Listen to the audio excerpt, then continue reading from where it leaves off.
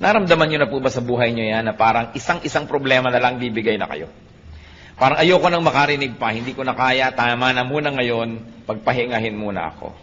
Kumisa ng mga problema dumarating sunod-sunod, ang panghihina sunod-sunod, nakaka-demoralize, may sakit ka na kumisan, wala ka pang pera, tapos pinagtaksilang ka pa ng iyong kabiyak, sunod-sunod, nanghihina ako. O kaya ang dating ng temptation, hindi mapatid-patid, nanghihina na tayo, gusto na nating bumigay.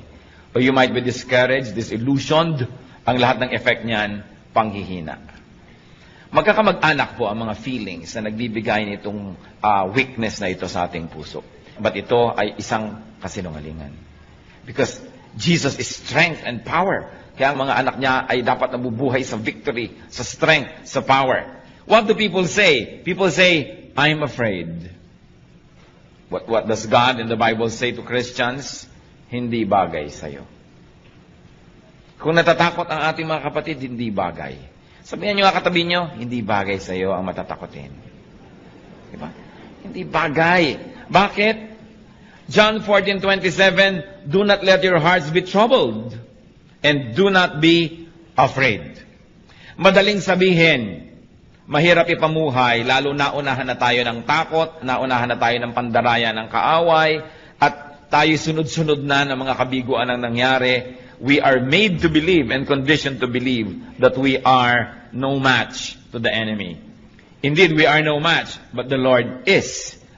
Our victor is our champion who has already won the battle for us. 2 Timothy 1:7, for God did not give us a spirit of timidity, but a spirit of power, of love, and of self-discipline. Yan ang ibinibigay sa atin ng Diyos, spirit of power. Kaya masasabi natin, hindi bagay sa'yo. Kahit mga kapatid, tayo manalamin, nanghihina tayo halimbawa, manalamin kasi mo, anak ka ng Diyos, hindi bagay sa'yo. Sapagkat ang mga anak ng Diyos, kailangan kamukha ng Diyos. Kasi kamukha nga tayo dapat ng Diyos, kawangis, lalong-lalo sa ating kalooban. So, brothers and sisters, discipline yourself not to be afraid. It is a matter of habit. Natatakot tayo sa darating, natatakot tayo sa sakit, natatakot tayo sa pagtanda, natatakot sa kamatayan, etc., etc. At kamag-anak po niyan, yung sinasabi mo lagi, I'm worried and frustrated. It's part of being afraid and it's part of being weak. I'm worried. Ano po ang sagot ng Panginoon dyan? You're worried? Cast your cares on me. Cast your cares on me. 1 Peter 5:7, cast all your anxiety on Him because He cares for you. Di po ba kumisan meron tayong panghihina ng loob, may pamamroblema, pero pag nakahinga tayo sa ating kapalagayang loob, kay kapatid, kay kamag-anak, kay ibigan, lumalakas-lakas ang ating loob. Pero kuminsan hindi natin kailangan makipag-date pa, mag-lunch tayo, magkape tayo para lumakas ang loob natin. Kasi ang Panginoon is only a prayer away. And through prayer, we can cast all anxieties and cares on the Lord. So kung meron tayong problema, isumbong mo sa Diyos. Nakatutulong kuminsan na may napagsusumbong-sumbongan tayong kapwa-tao, meron tayong nahihinga-hingahan, pero huwag yung magiging kapalit nung tayo na nanalangin at lumalapit sa Diyos. Another complaint of people tungkol sa panghihina, mahina daw ang isip, I am not wise enough. But the Lord answers, I give you wisdom. Huwag kang lagi nagdadahilan na hindi ako marunong, sapagkat nagbibigay ang Diyos ng kaalaman. 1 Corinthians 1:30, Christ Jesus has become for us wisdom from God. Of course, once more, it has a specific meaning, but its general meaning is that we can have wisdom through the Lord. Learn. Hindi dapat lagi nating sinasabi, hindi kasi ako marunong. Kung mga isang buwan na nating sinasabi yan, 1 taon, 10 taon, tama na yun. We've got to learn. At kakamba niyang, I'm not wise enough. Ano pong laging maririnig mo sa mga tao? I don't know what to do. Pero ano pong sinasabi ng Biblia at ano sinasabi ng Panginoon dyan? I know. I will guide you. Proverbs 3:5-6, trust in the Lord with all your heart and lean not on your own understanding. In all your ways acknowledge Him and He will make your path straight. So, magtiwala sa Panginoon, huwag sa sarili. Huwag sumandal sa sarili lamang kaalaman sapagkat maaaring yan ay only half-truth, half-lie, or a full lie, or a distorted truth. Sabi, in all your ways, acknowledge Him. Pag hindi po tayo sang-ayon sa kalooban, sa sinasabi, sa turo ng Diyos, doubt your scholarship, but do not doubt God. At kung tayo po ay hindi sang-ayon sa Diyos, siya ang ating sundin kasi siya yung Diyos at siya yung tunay na marunong. It is important to acknowledge our lack of wisdom and then seek God's wisdom. Ano po ang sabi ng mga tao doon sa mga, wala kasi akong alam, clueless ako, wala talaga akong alam dyan sa mga bagay na yan? Anong sagot sa atin ng Panginoon niya? Ask me, and I can give you discernment. Kaya yung panalangin sa Psalm 119, verse 1 to 5, I am your servant, give me discernment. So humihingi ng discernment to know right from wrong. Knowledge po, madali naman yan na makolekta kasi information lang yan But what do you do with knowledge? How do you apply knowledge? Then that becomes wisdom. Paano natin papakinabangan yung alam natin na informasyon? Kaya some people only become more and more knowledgeable but it doesn't make them wiser. Kaya hindi ko mo edukado, marunong sa buhay. Kahit marami kong isang degrees, marami lang alam na information, pero hindi alam i-apply sa buhay yon, walang wisdom. Marami naman hindi nakapag-aral, pero talagang wise. Pag pinakinggan mo, daig pang nag-aral. Kasi magkaiba naman yung knowledge sa wisdom. But wisdom God can give, and discernment God can give. Kaya sa Psalm 119, 1 to 5, I am your servant, give me discernment. Pero may kondisyon, I am your servant. Ibig sabihin, ako po yung lingkod nyo, sumusunod sa inyo, napapasakop sa inyo, bigyan nyo ko ng kakayahan na makilala ang tama sa mali because error often comes dressed as truth. Siyempre, yung kasinungalingan, dapat dumating yan na nakabihis na siya ay katotohanan para makapandaya. Alangan mang dumating ang kasinungalingan na hubad, di alam yung kasinungalingan yon. Kaya nakakapandaya. Dapat may discernment. At yan ay nahihingi. Ask God for discernment. Sa pagbabago po ng ating buhay, sa pagbabago ng ating pananaw, importanteng magbago muna ang ating isip at paraan ng ating pag-iisip. Kaya sabi sa Romans 12:2, be transformed by the renewing of your mind. Then you will be able to test and approve what God's will is. His good, pleasing, and perfect will. Yan ang kagustuhan ng Panginoon, tayo mabago. At wala pong nagbabago hanggang hindi mo na nababago ang paraan ng kanyang pag-iisip. Kaya ang ating isip ay pinapakain natin ng karunungan na nagmumula sa Diyos. At pagkatapos hinihinga natin ang pagpapala na yung karunungan na yun ay madilig at maging wisdom, maging applied knowledge. Kakambal ding reklamo ng mga tao dyan sa I'm not wise enough, hindi ako marunong. Yung nga iba excuse na yun Sa karunungan nga nila, nagkukunwa-kunwang di marunong para hindi maging responsible, para hindi mo asahan at huwag masisi. But the Bible says you can be wise. Hindi bagay sa mga anak ng Diyos ang hindi wise. Dapat ang mga anak ng Diyos ay wise. James 1:5, if any one of you lacks wisdom, he should ask God, who gives generously to all without finding fault, and it will be given to him. Nagbibigay pala ng wisdom ang Diyos. So kung wala kang wisdom, either hindi ka humingi o tinatanggihan mo yung binibigay ng Diyos. Pero kung tayo humihingi at handa tayong tanggapin yon, magkakaroon tayo nun. So we can learn to have wisdom. We can ask for such. And then we can be strong because to be wise is to be strong. Isa pa pong reklamo sa panghihina, sabihin iba, mahina ang desisyon ko. I don't know what to do. But the Bible says, the Spirit of the Word of God says, I can guide you. Pati nga sa sasabihin ng mga disciples, sabi ng Espiritu ng Diyos, tuturuan ko kayo ng sasabihin.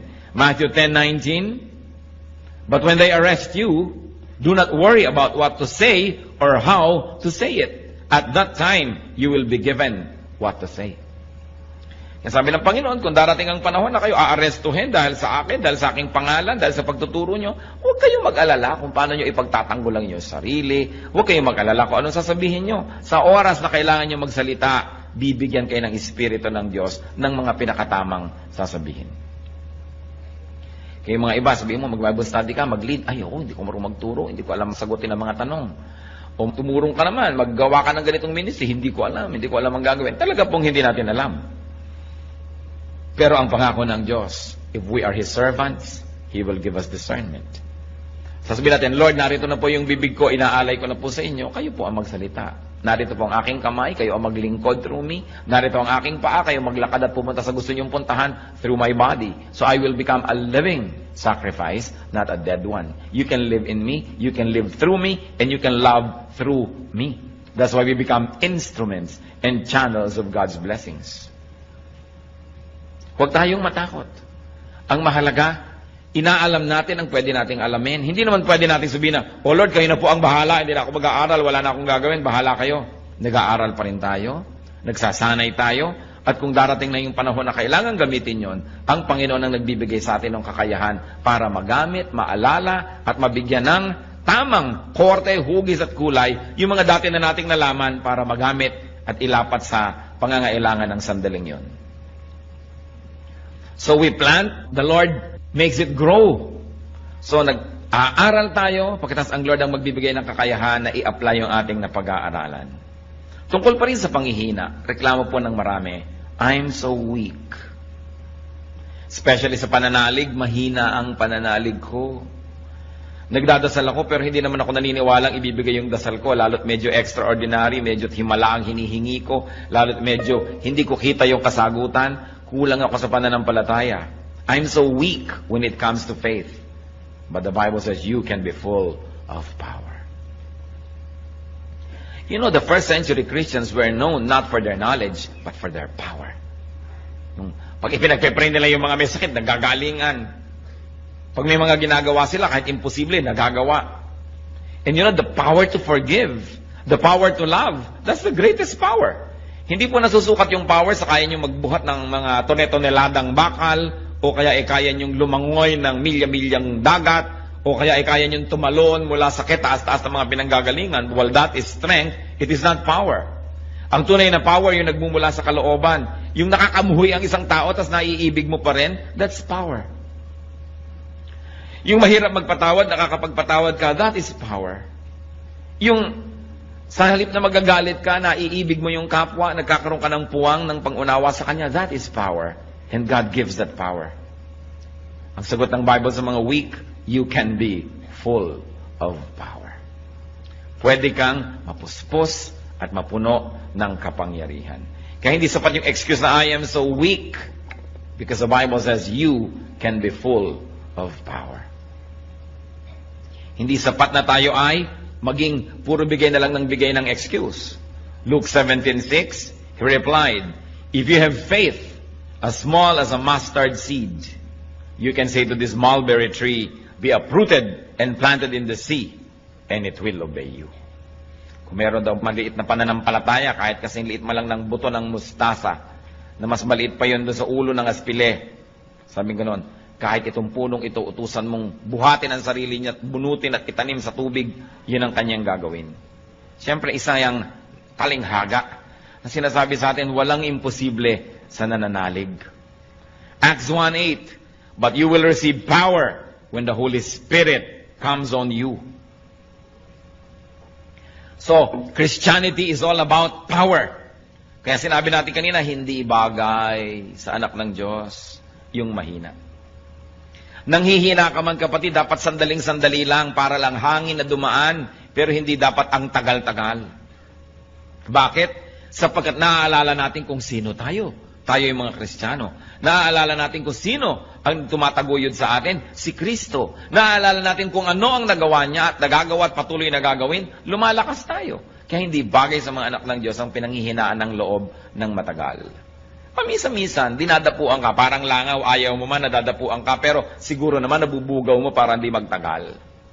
So, ganon din yung mga espiritu ng panghihina. Pag dumapo at nadayakat ng hina ka, teka, sino ba ako? Anak ako ng Diyos. Sino ba yung nagsusustain sa akin? Si Kristo, na pati ang kamatayan ay kanya nagapi. Sino ba ang kakampi ko? The Lord of Lords, the King of Kings. So, bakit ako ganito? Hindi bagay sa akin. Therefore, the Bible says, you can be strong. 2 Corinthians 12:9. But he said to me, my grace is sufficient for you. Church, read aloud.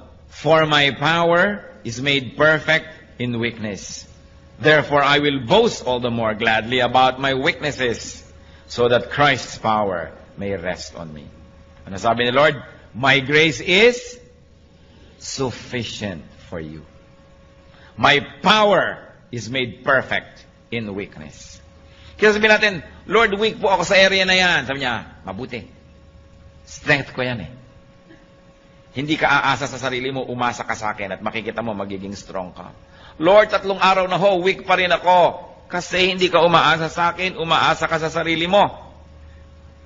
Lord, weakness na weakness ko po, yung ganyang magagandang mga babae. Sabi Lord, strength ko yan, umasa ka sa akin. Halika, tuturuan kita, tutulungan kita.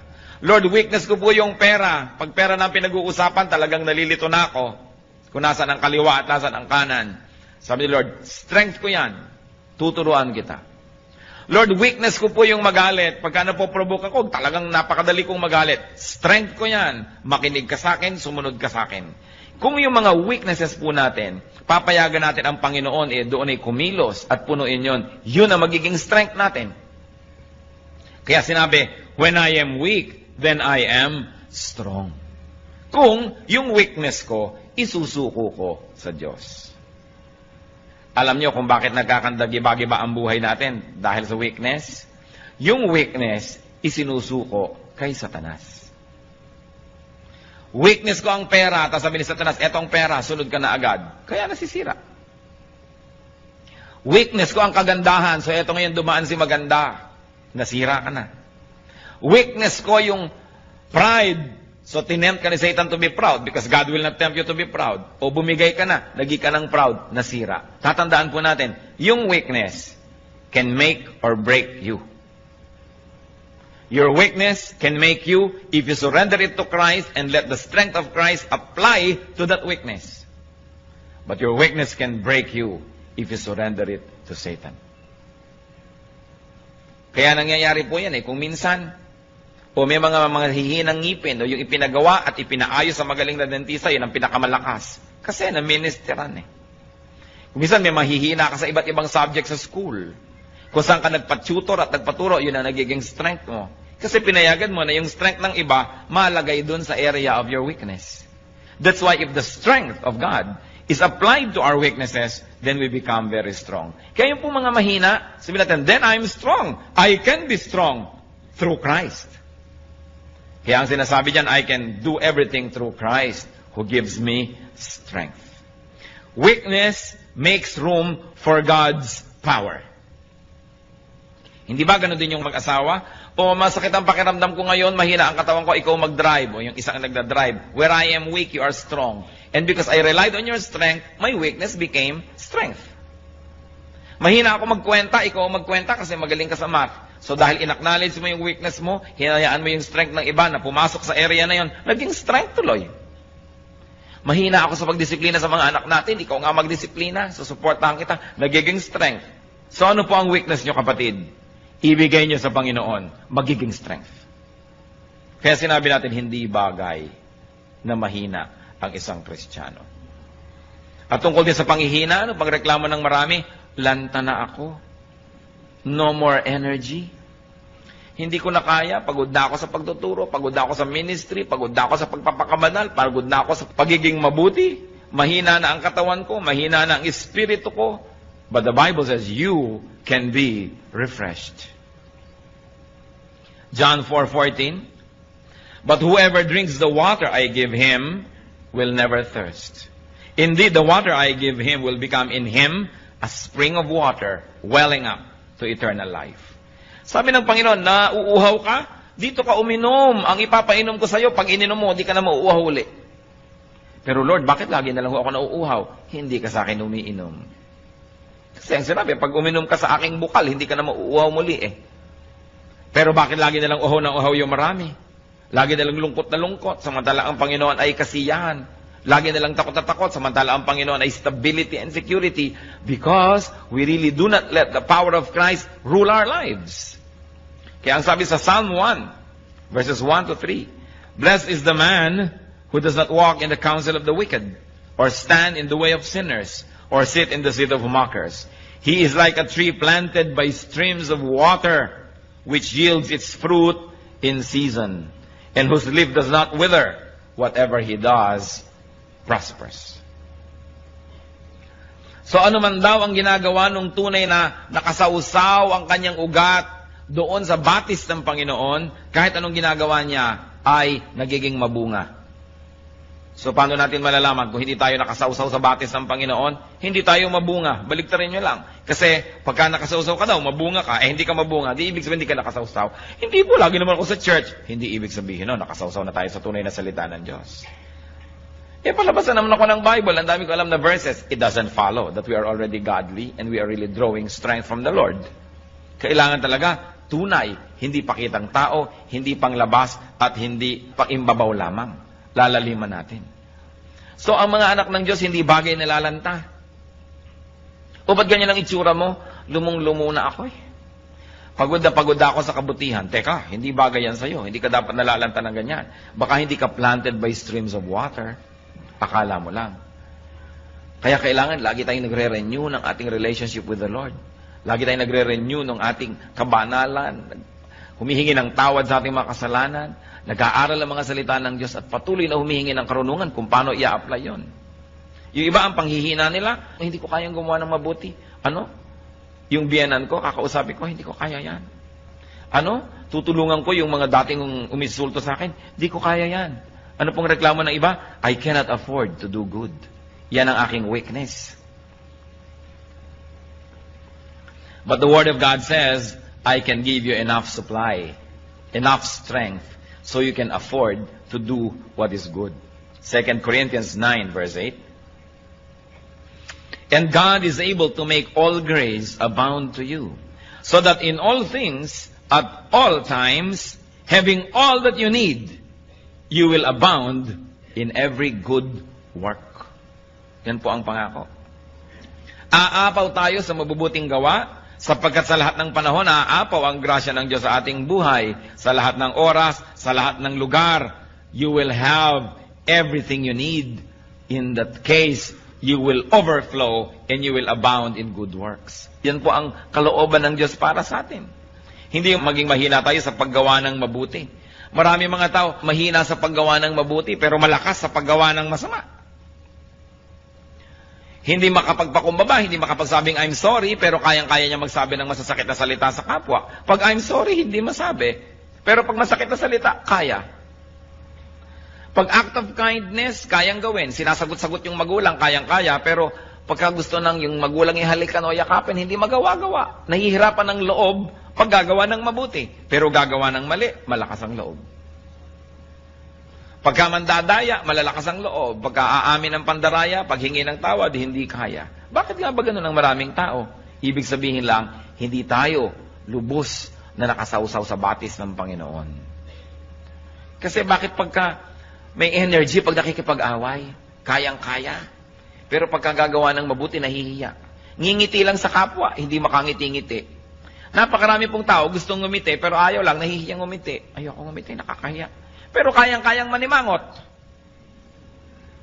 Yung gagawa ka lang ng mabuti, nakakahiya. Bakit babaligtad na yata? Kaya sabi, you will abound in every good work. That's why we have to be immersed in God's water. In God's perfect living water. Yung iba po, anong panghihina?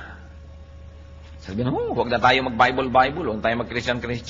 Kahit naman mabuti tayo ngayon, next week, babalik din tayo sa dati. Hindi rin natin kaya i-maintain yan. Yan ang reklamo ng iba. I am weak. I cannot maintain a holy lifestyle. I cannot be holy enough. Yan po ang reklamo ng iba. Sobra akong mahina. Hindi ko rin naman kayang i-maintain. Huwag na lang umpisahan. But the Lord says, I will help you. Yan ang kanyang pangako. You say you cannot maintain a holy lifestyle. I cannot be holy enough. The Lord says, I will help you. Philippians 1:6. Being confident of this, that He who began a good work in you will carry it on to completion until the day of Christ Jesus. Siya na nag-umpisa at kasama mo sa pag-uumpisa ng pagiging mabuti at paggawa ng mabuti at pagbabagong loob, siya ang tutulong sa iyo na makumpleto yan, mabuo yan hanggang sa pagbabalik ni Kristo. Kaya hindi bagay sa Kristiyano yung mahina sa kabanalan, pero sa kasalanan, malakas. nababaligtad. At meron pa nagsasabi, I cannot stand up. Mahina ako sa pagtayo, mahina ako sa paninindigan sa buhay. But the Word of God says, I can enable you. Hindi mo kayang tumayo, pero kaya kitang tulungan na tumayo at manatiling nakatayo. Romans 14:4. Who are you to judge someone else's servant? To his own master, he stands or fall. And he will stand, for the Lord is able to make him stand. Kaya daw nating tumindig sapagkat ang Panginoon ang magbibigay sa atin ng kakayanan. Kaya kaya rin nating manindigan. Weakness, ano po bang ibig sabihin yan? Pag sinasabi nating nangihina ako, merong mga nangyari na sunod-sunod, kaya nakarating tayo sa ganong estado ng panghihina. At isa lang po, ang pinagmumula ng panghihina, yung pag-asa sa sarili lamang. Weakness comes from dependence on yourself alone. Because if you depend on God, your weakness will translate into strength. Pag tayo'y umaasa sa Diyos, ang kahinaan nagiging kalakasan. Where we are weak, we become strong. So mga kapatid, isa lang po itong simpleng analysis. When you are weak, it means you are depending on yourself. Or you are depending on other people. That's why you are weak. Because the moment you depend on God, and you let God do His mighty will, then your weakness becomes strength. Hindi natin sisisihin ng Diyos. Bakit po mahina ako dito? Pinapabayaan niyo na yata ako. Sabi niya, where you are weak, you will become strong. But you've got to do it my way. You've got to give me space. You've got to let me do what I'm good at doing. And that is to restore you, to strengthen you. But remember, God gave us free will. How you use that free will make or break you. Saan po ba tayo mahina? Tayo na lang nakakaalam. Alam ng Diyos. Huwag naman ninyong gawing kahinaan yan last year, kahinaan pa ngayon, kahinaan pa next year. What is important is that we are changed from glory to glory. That we become Christ-like. More and more Christ-like. That we do not become sinless, but we sin less and less and less. Na hindi tayo lagi nagtatago sa likod ng mga excuses na, ganyan talaga ako, tanggapin mo na lang kung ganyan. Yun talaga ako, sapagkat hindi good enough yung ganun lang talaga. Kailangan magbago ng magbago. At binibigyan naman tayo ng Panginoon ng kapangyarihang magbago. One of the noblest way, most sublime way to worship God is to be more and more like Him. Mabuti yung pag-awit, mabuti yung offering, mabuti yung pagsayaw sa Panginoon, mabuti yung pagtugtog, pag-worship. Pero isa po sa mga pinakamalalalim na paraan ng pagsamba, yung tayo'y lalo nang maging kawangis ng ating Diyos. That is one of the best ways to please the Lord. Di ba kung magulang ka, kamukha mo yung anak mo, tuwang-tuwa ka. Di ba? Kamukha ko ang anak ko. So gusto ng Diyos, makita niya na kamukha tayo. Kaya manalamin nga tayo at magtanong, teka, kamukha ka ba ng Diyos? Anong ginagawa ng mga sungay-sungay dyan? Diba? Alis-alisin niya mga yan. Ang mga kalikaliskis na yan, alis-alisin kasi hindi kaya kamukha ng Diyos. Kaya dapat tayo nagtatanggal ng mga hindi dapat. Lalong-lalo yung mga weaknesses. Alam niyo po yung weaknesses, it's only in the mind. Nakita niyo yung mga pag may biglang sunog? Ano nangyayari kahit buong refrigerator nabubuhat eh. Pero pag tapos na yung sunog, 3 na yung nagbubuhat, di pa maibalik-balik yan. Kasi alam nyo yung inisip mo, kailangan ko itong gawin, nagkakaroon ng pagbabago sa iyong katawan, sa iyong buong pagkataon na nagagawa mo yung dapat gawin. Kung sunog lang yun, nagkakaroon tayo ng lakas. Di lalo na kung alam natin that this is a spiritual warfare, that we must win. Meron tayong lakas, lalo't ipinangako ng Diyos, I will never leave you, I will never forsake you. So niya, cast all your cares upon Him, for He cares for you. And when you are weak, you will become strong. What you must do is to allow the Lord to enter that weak area and do His will. Huwag tayong tumanggi. Huwag tayong makialam sa Diyos. Sumuko na lang tayo. Kaya ano-ano po ba yung mga areas na yan? Kung tayo nanghihina, remember, dahil umaasa tayo sa sarili lamang. Sapagkat kung umaasa tayo sa Diyos, we are planted by living waters. Our leaves do not wither. We bear fruits in season. Sabi niya, I'll give you living water and you will thirst no more. Yet why do many of us thirst in various areas of our lives? We thirst in our emotional life, in our intellectual life. We thirst here and there. We long for what we should not be longing for. Sometimes we become jealous and covetous and mainggitin pa at kung ano-ano. It means that we are not letting the Lord work in our weakness. Isang inaalagaan pa natin yung weakness na yun na, alam mo naman, weakness ko, dapat pinapansin ako. Talaga pag hindi ako napapansin, nagagalit ako. At yung hindi ka mapapansin, nagagalit-galitan ka pa at dinadagdagan mo pa dahil sasabihin mo, ako ito, kailangan bilhin mong ako ito. No, we should be changed. Be changed by the renewing of your mind. Ang kagustuhan kasi natin kumisan, paikutin ang buong planeta, mag-adjust sa atin. Yung tuwang-tuwa tayong, huy, talagang pag nakakakita ng pula yan, nagagalit, kaya huwag ka magpapakita ng pula. Talagang pagka nai-ignore yan, nagagalit, kaya papansinin mo lagi.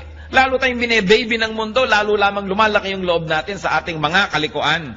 Kaya pag alam natin, mali ako dito, Lord, I surrender this weakness to you. Turn it into strength. And I know that the Lord will do it because God said it. And if God said it, then it must be true. Hindi pwede na nabubuhay tayo sa weakness. Gustong-gusto ni Satan yung naniniwala kang weak ka eh. Kasi yung kaya mong gawin, hindi mo na ginagawa, nakumbinsi ka na hindi mo kaya. Alam niyo si Satan, pipigilin niya una na masave ka. Pipigilin niya na ipanganak ka muli, na magkaroon ka ng panibagong buhay. Pag di niya napigil yon, at di naman niya kayang pigilin, kung gugustuhin ng may katawan, di niya mapipigil.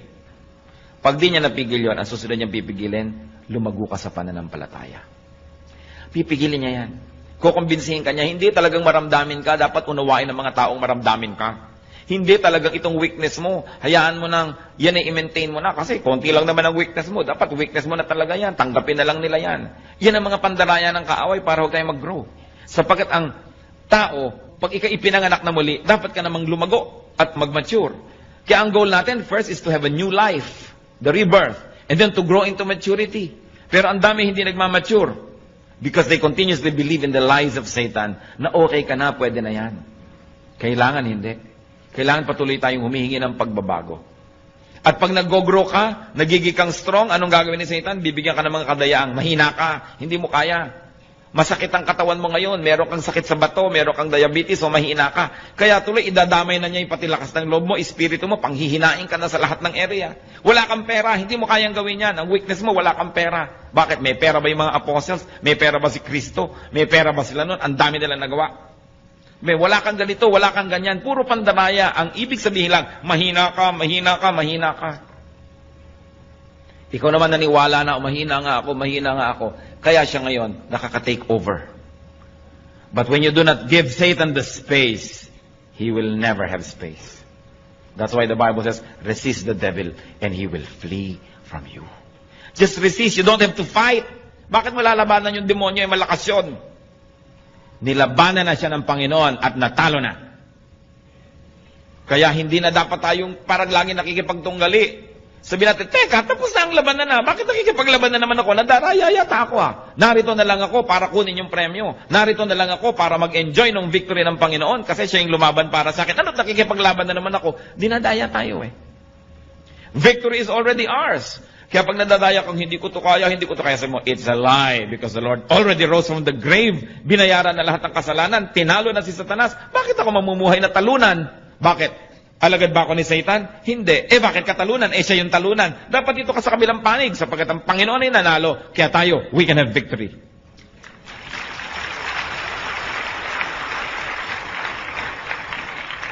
Malaking bagay po kumisan yung naaalala mo kung sino ka. Meron akong kilala. Napakabuti ng pamilyang nilakihan, mabuti naman yung naging foundation ng kanyang buhay. Sa kalagitnaan ng buhay niya, nalulong siya sa mga bisyo, nakasama niya mga maling tao, nadala siya ng nadala sa mga putikan at sa mga kasalanan at sa mga kamalian, naiba siya ng naiba yung pananaw niya sa sarili niya, nawalan siya ng self-respect, nakalimutan niya pati table manners na alam naman niya, nalimutan niya yung pagbibihis ng tama na alam naman niya, kasi hinila siya ng hila pababa ng kanyang environment. Pero minsan nakasakay siya sa jeepney at sa traffic. Napag-isip-isip niya kung sino siya at sinong pinanggalingan niya. Sabi niya, teka, pag tinitingnan ko yung sarili ko, hindi ako ito. This is the distorted version of me. And I was distorted because of the wrong company I kept. I was distorted because of the wrong beliefs I espoused. I was distorted because of the wrong activities that I indulged in. Babalik ako sa aking sarili. Babalik ako sa kung sino ako talaga. At ginawa po niya yon. At nakabalik siya sa kanyang dating status. May paggalang sa sarili, merong dignity, at iginagalang ng iba. Tayong mga anak ng Diyos, we are created for holy work. We are created for dignity. We are created for respectability and for fruitfulness. If this is not happening in your life, mag-isip-isip dahil hindi ito ang tunay niyong pagkatao. Tayong anak ng Diyos, ang pagkatao natin, yung pagkatao ni Kristo, yung Espiritu ng Diyos. Kaya kailangan nabubuhay sa buhay natin yan, sa puso natin. Titingnan natin ang mga pinagsasasabi ng ating bibig kung tama sa identity natin, ang ating lifestyle, ang ating ginagawa. We are a royal priesthood, a holy nation, servants of God. Less than that, hindi bagay sa atin. Kaya dapat meron tayong dignity. Hindi hahabol-habol ka ng kahit konting pagtingin, namamalimos ng pag-ibig kahit na isang laang kaluluwa sa impyerno may umibig lang sa'yo. Teka, iniibig ako ng Diyos. Kung kailangang ibigin mo ka na, magkakasala pa ako, habol-habulin lang kita, wag na, sa'yo na ang pag-ibig mo. Hindi bagay sa akin yan. Anak ako ng King of Kings and Lord of Lords. Hindi bagay na isinasangla kong kaluluwa ko, magkapera lamang, magkaroon lang ng mga hinahangad ko. Kayang ibigay sa akin yan ng Diyos, God's way, not through Satan's way. Don't live in a lie. You are a child of God.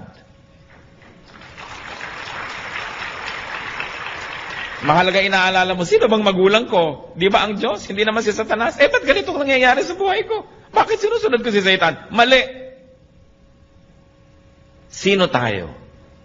Sabi sa Bible, but you are a holy nation. You are a royal priesthood.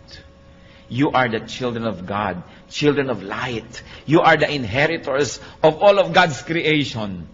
Seed of Abraham through Christ. Pag naaalala natin kung sino tayo, mamumuhay tayo above all our weaknesses. Mamumuhay tayo na kagalang-galang na paraan. Kung kinakailangang mabawasan yung material blessing na yan, basta maging kagalang-galang tayo, di bale. Pero hindi tayo magpapakahamak, magpakadusta-dusta, magkaroon lang ng kotse, magkaroon lang ng bahay, magkaroon lang nito. Sapagkat lahat ng bagay na yan, lilipas din. Hindi kailangan na yung espiritu, which is forever, will be sacrificed for something, for some matter, which will decay in a matter of years. It's important to remember who we are. Because when we do, we live according to the true identity. Sasabihin nyo, pero sino ba ako? Dati naman talaga akong taong putik. Dati naman talaga ako nasa kasalanan. Dati naman, no! 2 Corinthians 5:17. If anyone is in Christ, he is a new creation. The old is gone, the new has come. May bago na tayong pagkatao at dapat tayong mabuhay according to that new person and new personality.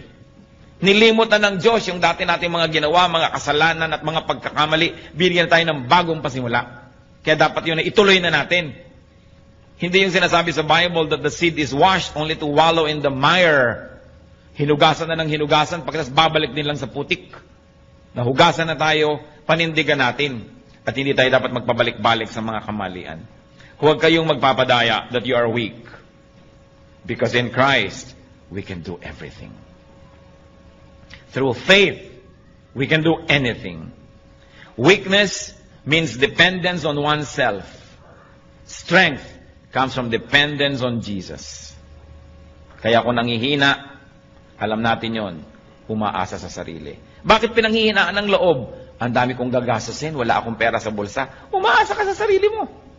Maaaring bigyan ka ni Lord ng pera, o maaaring alisin niya yung gagastusin, o maaaring bigyan niya ka ng kalakasan para harapin yon. Naku, ano kaya ang gagawin ko pagtanda ko? Paano yan? Wala akong savings, wala yata akong naipon. Umaasa ka sa sarili. Kung umaasa ka sa Panginoon, lalakasan yung loob. Hindi ko yata kayang lutasin ang problema ng pamilya ko. Kasi umaasa ka sa sarili. Sabi natin, Lord, nandito ang pamilya ko. Ipinangako nyo, hindi nyo ako papabayaan. Ipakita nyo sa akin kung paano kayo kumikilos at nang makaka-cooperate ako, makasunod ako, nang masolve ito. Pero oras na humiram tayo ng kasangkapan from Satan to solve our problems, na-solve ng konti, pero ang laki ng bayad, lalong mas malaking problema ang kasunod. Parang meron na nga kayong problema, mangungutang pa kayo sa 5-6 para bayaran. Mamaya, mas malaki pa rin yung utang nyo, ang ending, nagkalubog-lubog kayo lalo. Kasi hindi dapat yun ang solusyon Merong gumawa sa inyo ng mali, gagawin nyo rin ng mali para malutas. Ngayon, gagantihan kayo ng anak nun, yung anak niya gaganti naman. Hindi na natapos-tapos. Kung gusto natin na solve ang mga problema natin, wag na wag kayong hihiram ng tool ni Satan. Kung yung kotse nyo may sira, kailangan nyo ng gamit, inaabot ni Satan yung gamit para ang ganda-ganda, bagong-bago, pwede ba sabihin, ayoko. Ba, itong solusyon. Galing sa'yo, ayoko. Kahit kamay ko o ngipin ko o gilagid ko, ipampihit ng tornilyong ito, hindi ako hihiram na screwdriver sa'yo. Diba? Dahil si Satan ka eh. Hindi ka naman mabuti eh. Hindi ka naman mabait. Sabi ni Lord, you come only to steal, kill, and destroy. Ano't inaabutan mo ako ngayon? Alangan namang love mo ako. Daya yan. Pag kinuha ko yan, may bayad. Huwag na. Huwag kayong hihiram ng tool ni Satan dahil lalo niya kayong ilulubog. Yung mga iba dyan, misis, pinagtaksila ng asawa, pastor, kaya magtataksil na rin ho ako. Bakit? Hihiram ka na kay Satan. Gumiram yung asawa mo ng ganung tool. Yun naman ang ibabalik mo sa kanya. Di pareho na lang kayo ngayon. Lalo ka nang nawala ng pag-asang maahon-ahon dyan. Dati kalahati lang ng inyong partnership ang nasa dilim. Ngayon pareho na. Di lumubog ka lalo. Huwag hihiram kay Satan. Pag nanghihina tayo, palakasin lang ang loob kay Satan hihiram. Huwag na huwag. He comes only to steal, to kill, and to destroy. Hindi niya kayo mahal. Kaya huwag kayong padadaya, natatanggap ng anything kasi may bayad yon. Umasa sa Panginoon. Ang sabi niya, I will never leave you. I will never forsake you. At si Jesus, hindi sinungaling. God is only a prayer away. Kung ano man yung mga weaknesses natin na yan, weakness ng ating personality, weakness ng ating espiritu, weakness ng ating katawan, weakness ng ating pag-iisip, God is our strength. At sabi niya, cast all your cares upon me, for I care for you. Aming Diyos, kami po'y lumalapit. Nilalapit na aming puso na kumisan ay dinadalaw ng panghihina. Kadalasan ay nadadaya na rin ng mga kahinaan. Kayo na nakababatid ng kalagayan ng bawat isa. Kayo na nakakakita ng puso namin, Panginoon. Inihahain po namin ang puso namin sa inyo. Hinihingi namin, pakalinisin ninyo. Salain ninyo ang mga kasinungalingan na tinanggap nito at alisin niyo po sa aming puso. At puspusin niyo kami ng espiritu niyo. Espiritu ng kapangyarihan, ng kaliwanagan, ng kabanalan. Lord, hubaran mo po ng mga balat kayo ang mga ginagawa ng kaaway at nang makita namin na ito'y masama. Unmask the work of the devil so that we may recognize it for what it is. And give us the wisdom to know your work apart from the work of the evil one. Huwag na huwag kaming hihiram ng tools from Satan, Panginoon. At sa mga kahinaan namin ito, alam nyo ito, kayong lumikha sa amin. Di pa man kami sinisilang, nasilayan nyo na kami sa sinapupunan ng aming mga ina. At alam nyo, Panginoon, ang mga kahinaan namin. And we ask you, Lord, like empty cups, we fill our hearts to you. Fill our cups with your strength. Fill our hearts with your power. Palitan mo ang mga kahinaan namin ng kalakasan mo, O Panginoong Jesus. At itinataboy namin ang anumang hinihiram naming kalakasang huwad galing kay Satan. In the name of Jesus, we reject all things that we have mistakenly borrowed from the evil one. All methodologies, all tools from Satan, we reject and rebuke in the name of Jesus. At Lord, kami nagbibihis ng iyo pong kapangyarihan. Clothe us with your strength. We are the people of strength because we are your people. At nawa makita mo sa aming buhay na ninindigan, nagiging malakas, hindi dahil kung sino kami, kundi dahil kung sino kayo na aming kalakasan. Palakasin mo ang loob, Panginoon, ng mga kapatid na pinanghihinaan ng loob. Ano man ang mga suliranin, ano man ang mga kahinaan at kinakatakot, sa iyo namin dinadala. Alam nyo ito. Walang lingid sa inyo at mahal nyo kami. Turuan nyo kami magtiwala. Turuan nyo kaming gumawa ng mga tamang hakbang. Mga kapatid, sa ilang saglit, patuloy tayong makapagnig sa Panginoon. Draw power, draw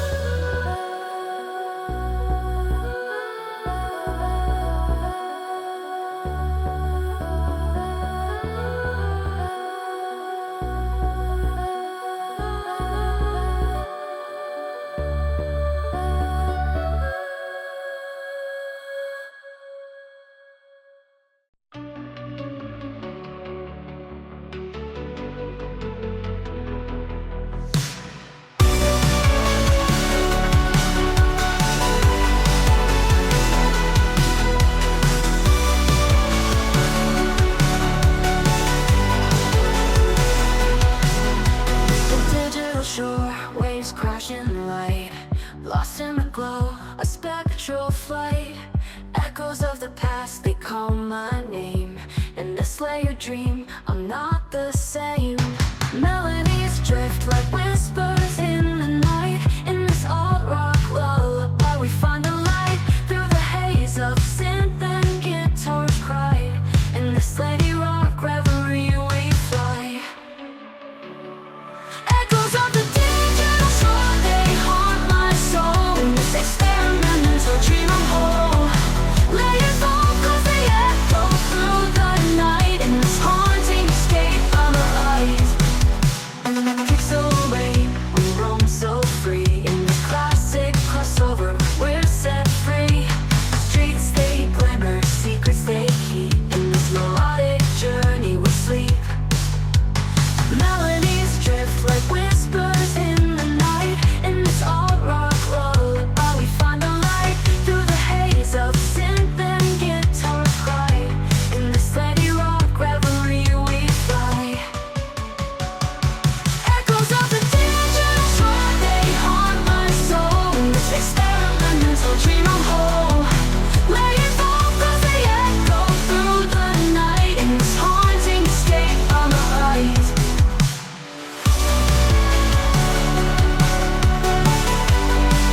On our eyes.